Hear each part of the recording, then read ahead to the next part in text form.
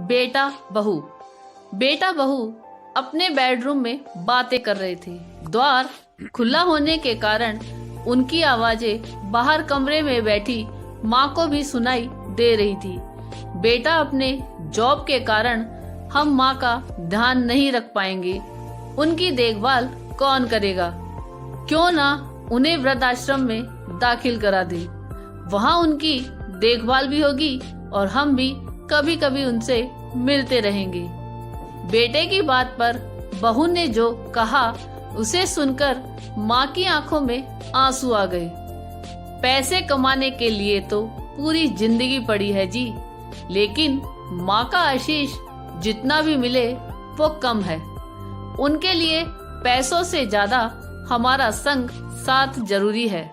मैं अगर जॉब ना करूं तो कोई बहुत अधिक नुकसान नहीं होगा।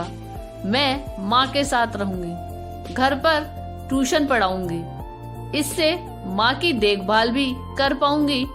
याद करो, तुम्हारे बचपन में ही तुम्हारे पिता नहीं रहे और घरेलू काम धाम करके तुम्हारी माँ ने तुम्हारा पालन पोषण किया, तुम्हें पढ़ाया लिखाया, काबिल बनाया।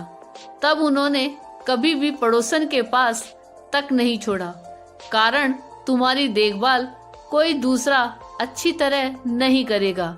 और तुम आज ऐसा बोल रहे हो, तुम कुछ भी कहो, लेकिन माँ हमारे पास ही रहेगी हमेशा, अंत तक। बहू की उपरोक्त बातें सुन माँ रोने लगती है और रोती हुई पूजा घर में पहुँचती है। ईश्वर के सामने खड़े होकर माँ उनका आभार मानती है और उनसे कहती है, भगवान, तुमने मुझे बेटी नहीं दी, इस वजह